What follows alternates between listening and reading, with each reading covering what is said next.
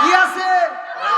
ভেজাল আছে। কারণ ওই কে ওকে দাওয়াত দিচ্ছেন না, ও গেছে 1 কেজি গরুর গোশতের দাম 700 টাকা কেজি। ও যায়া দেখে যে বাইতে একেবারে কত আব্দুর রহিম ভাই একেবারে পুরো গরু জবাই করে আনাইছে। ও তো খুশি। এখন ও দোয়া করতেছে, আল্লাহ আমার রহিম ভাই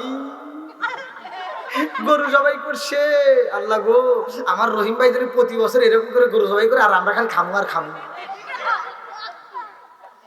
বোঝেন নাই? এই হুজুরের যদি জ্ঞান থাকতো, ও যদি হক কথা বলতে পারতো, তাহলে ও যা সরাসরি বলতো, আব্দুর রহিম ভাই এতগুলো লোকের ভিতর একটু দাঁড়াও, দাঁড়াও, তুমি আমাদের দাওয়াত দিছো, আমরা খুশি, তবে তোমার কাছে আমরা জানতে চাই তোমার বাপ মায়ের বাচ্চা থাকতে তুমি ভাত দিছো কিনা তাই কও।